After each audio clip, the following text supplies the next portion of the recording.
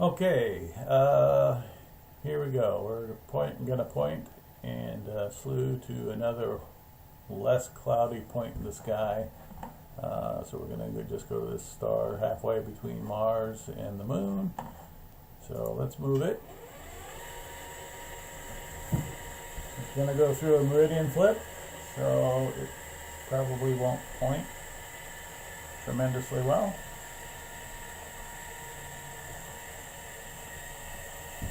Now when I do a slew, I do have a choice to do this one, which is a closed loop slew.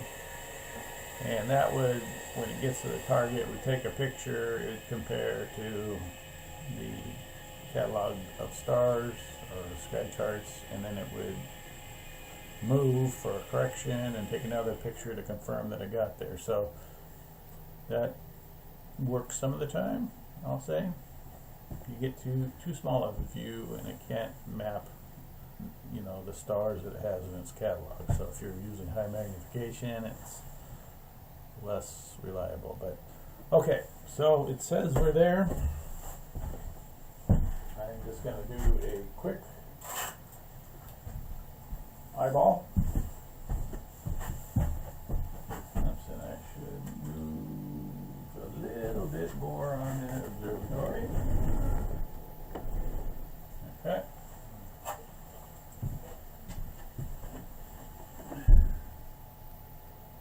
I see somebody, and we're just gonna drift it on over.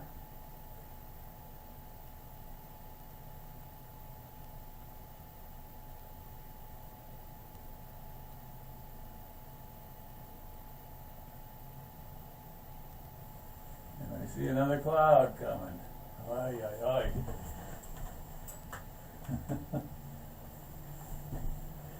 Okay, another cloud. This is my third or fourth attempt at trying to get a video.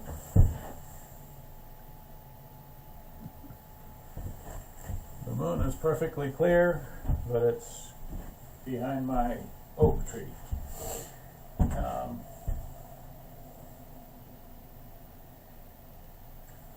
I am going to take a picture and assess where we are here.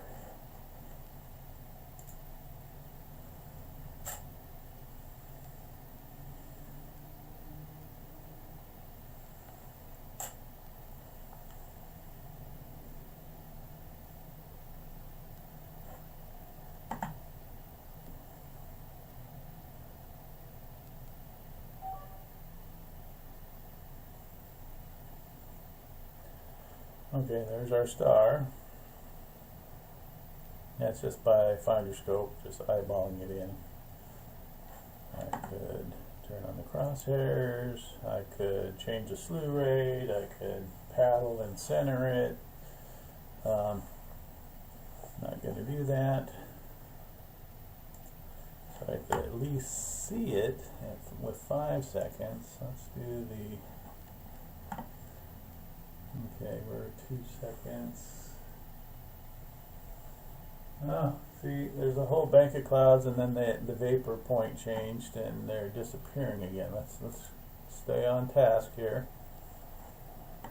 I need to take the subframe off. Take photo. There's our big star of science.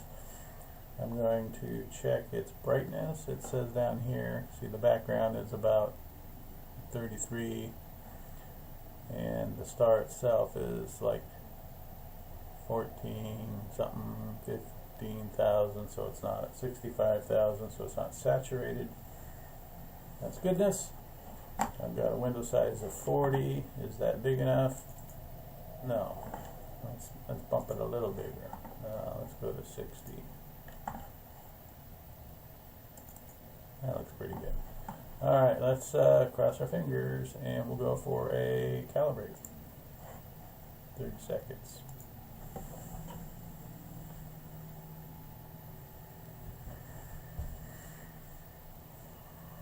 The two things I learned from this evening are, in my reading, is that I got to make sure that the star isn't saturated, because that affects the centroid calculation.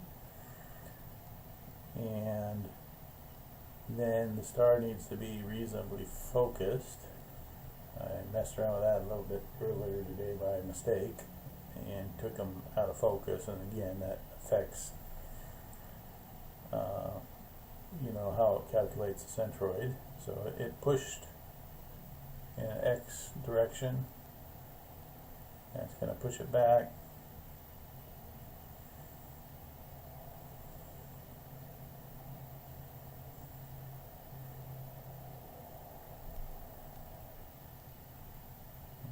Pushes it back, and it'll do the Y direction. Okay, now it's doing Y plus.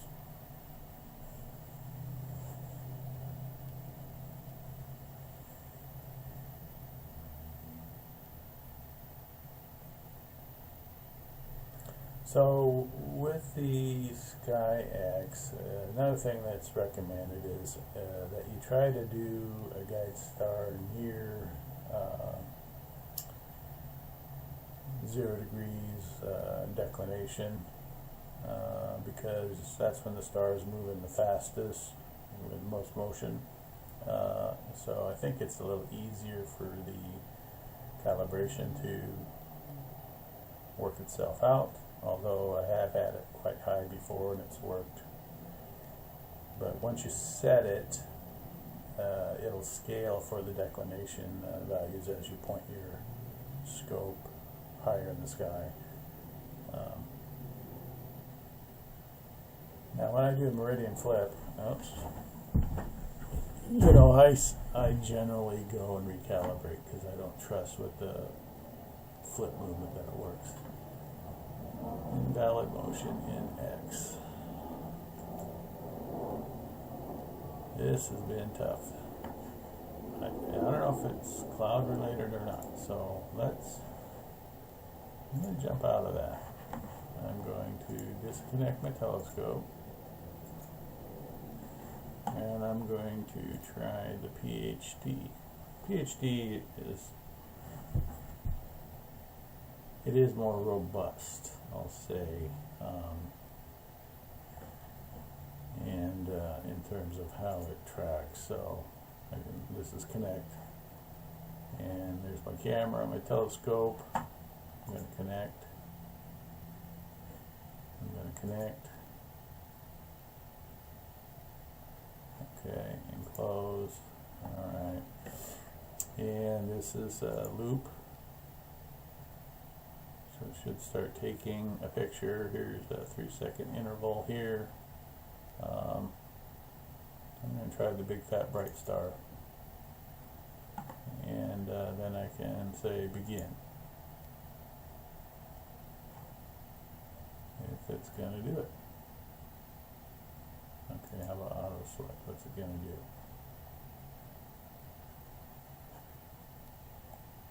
This might be too bright for it.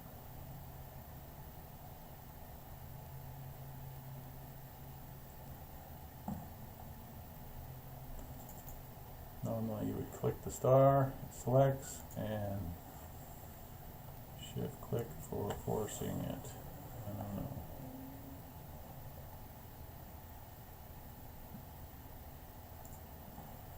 Let's drop it down to a second. Oh, see, that made it smaller, so maybe I'm just too big for the size of their tracking box. Okay, so we're going to go here, and it remembered the settings from last time and says, oh, I'm just going to use those because I already calibrated once, and that's not going to show you anything for the purpose of this video. So I learned I could go into review calibration data. Is it there?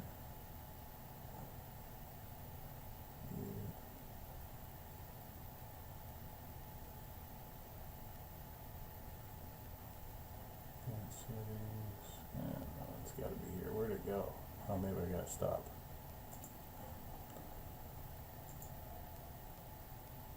And there it is. See, now we can say clear. Yep, get rid of it.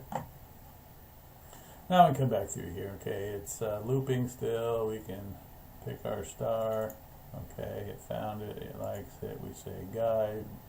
We get the yellow crosshairs, and down here it's talking about a west step, and then there'll be an east step, and a north step, and a south step.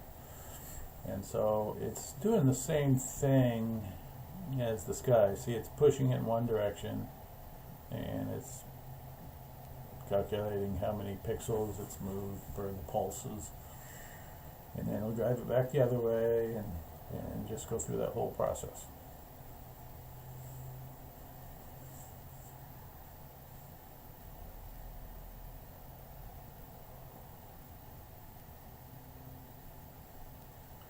So as far as the ZWO camera is concerned, I haven't anything negative to say about it. I think the chip is better than the SSAG I had, and the hardware and cabling and software, everything that came or you downloaded from their website, it for the most part worked as advertised, and so I'm pleased. These calibration setups, you know, the issues that I have here aren't the camera, it's the guiding, or you know, the software of how it does the math, and I've just been beaten up tonight because it's not clear. I'm trying to shoot through clouds, and the density of the clouds change, and it just doesn't make it for an easy ride here. See, okay, so that one finished, and it's in guiding. So this is tracking. Again, I could go over back into the sky, and I could come over to take series. I could say, well, okay, so that's 5-minute exposures, and take 3 of them, and take them, and then go in the house. So that's PHD2.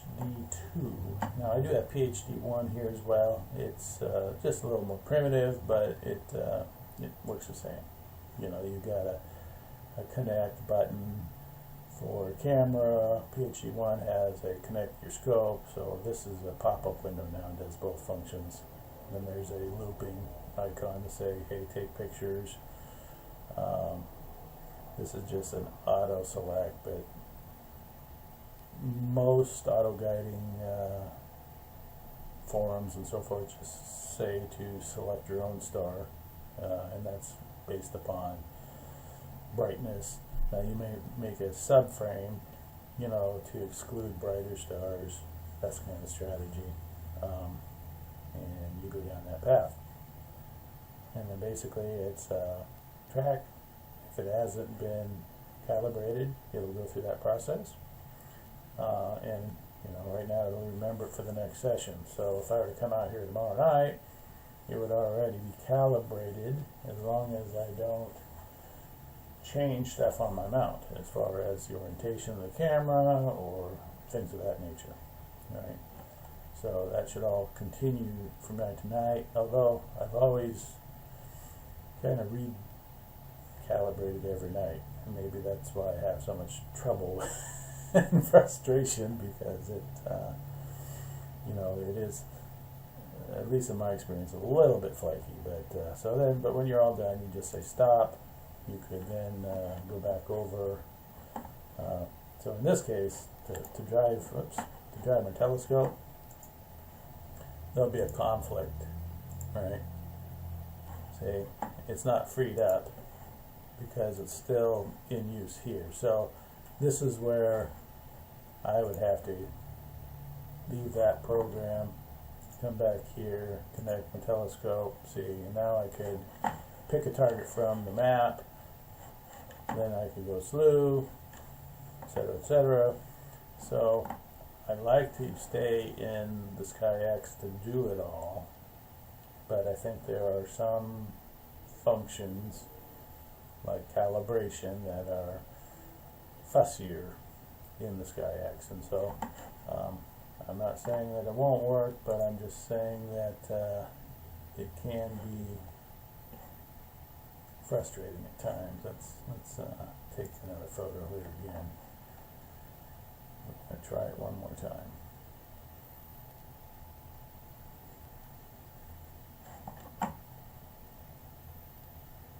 Timeout. Okay, that's probably because it also had a conflict. So disconnect, connect, and take a photo. Okay, now it's working. And there's a star, and I would venture to say that if I pump that up, take another one, I might get another star in the picture. See, they're starting to pop up the more time you give it.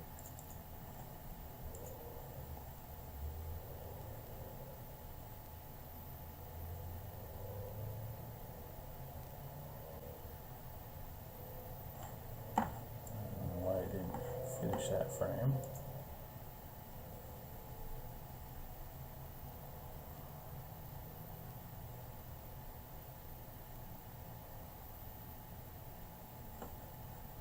That's weird.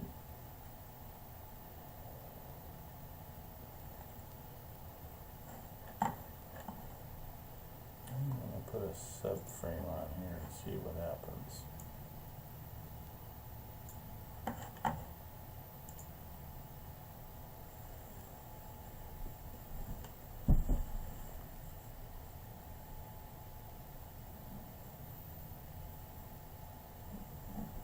There's a thin layer of clouds out there, and it's smearing the fainter stars. Alright, let's take that subframe off. Let's bump that time way down. Take photo.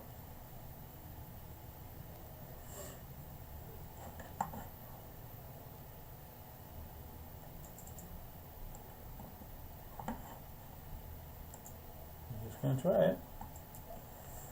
See what happens.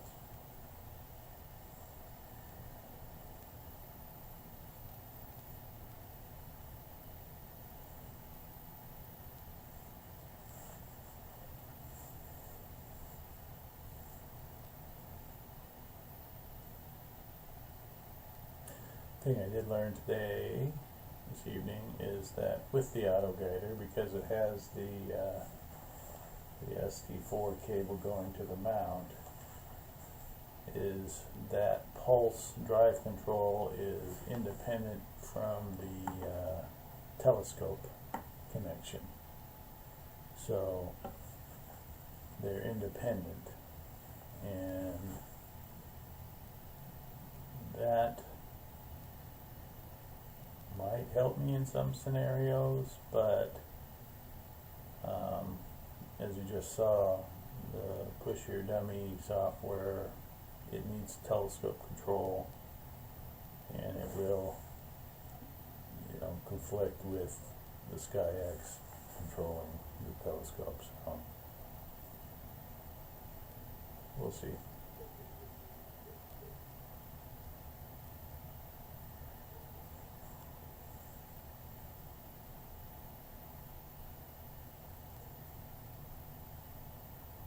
Hoping this one will work.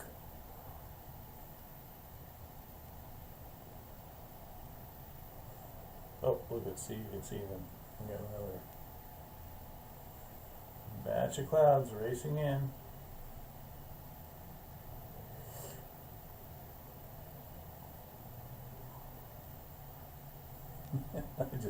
I just don't get a break with enough time to point, do a calibration run. Because this takes, a couple minutes. You think you got a break in the clouds, and oh yeah, I'm gonna get, oh Oh, look at that. Hey, success.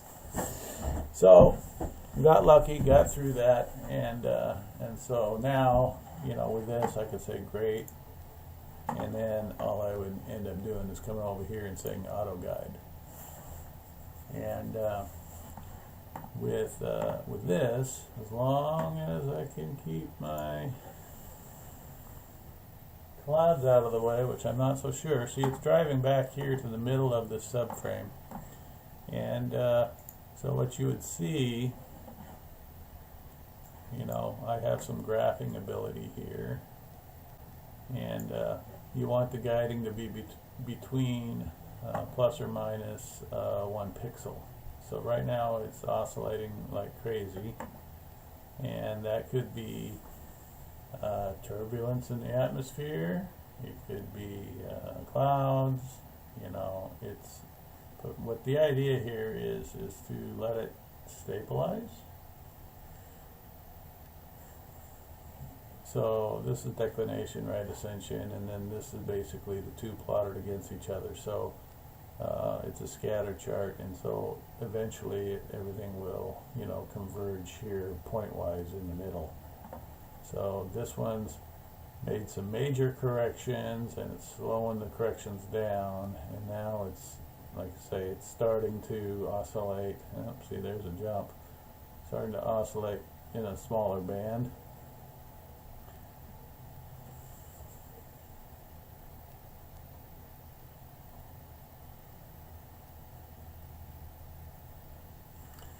What's weird about this is there's a dark spot on this star. And I'm wondering if that is cloud related, or, I mean, that should move if it's cloud related.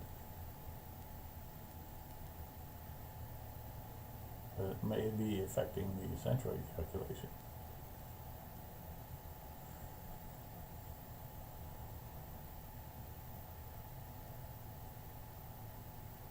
So, let me try something. This is right ascension, huh?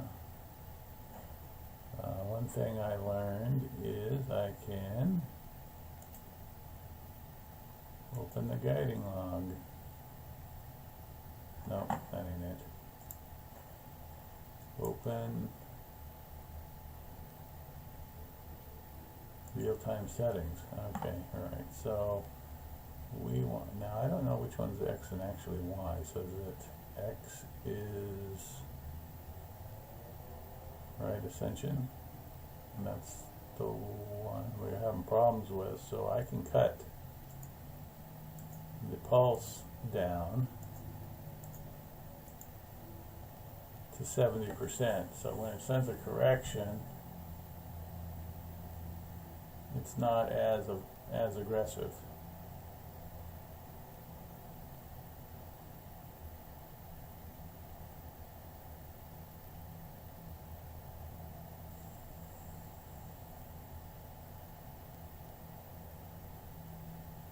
I don't know why that's jumping around so much. Okay, we're going to go down another. That 5. We're going to go down to 5. The 5 represents 50%. 10 was 100%. I don't know who made that scale up, but I read it. Okay, see, so that seemed to tame it. Well, there's still a wild one there, but normally I don't have this much oscillation, so I'm almost wondering. Well, I'm shooting through a cloud, but that star almost has like a cool spot on it or something. That's really weird, because normally you would expect it to be, you know, white the whole area, but it doesn't have. It's got a dark spot, and I think that combined with the atmosphere condition causes it to jump more. Probably doesn't affect it so much in this direction, but in this direction it does.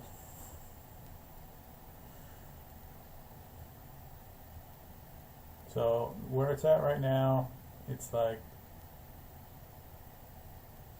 I'd probably use the guiding. You know, we're marginally in plus or minus 1, and you're beginning to see the scatter, you know, increase. But at the same time, I wouldn't go real long exposure. I think I got all this glow because of the clouds, and again, that might be another factor where the tracking box isn't big enough based upon the glow. Not a perfect evening to be doing this, but my goal tonight was to get out here and get the SkyX calibration for auto guiding running smoothly or more smoothly, and I can't really say that it's running smoothly because I had a lot of failed jobs and where they wouldn't calibrate, but I also saw some areas of improvement, so I think that there's a light at the end of the tunnel, that if I pay attention to the brightness readings, have my stars focused, pick a star that's close to zero declination, you know, plus or minus 10 degrees. It's probably going to be more like plus 10 or plus 20 because I can't go lower on the horizon very much. That'll get me the most sensitive calibration, and then I'll let it, you know, do its internal scaling as I go to higher declinations while shooting stars. So it is, well, it still has an occasional wild one, so it's got to be either that star in combination with the clouds or something, but because normally I don't have this halo.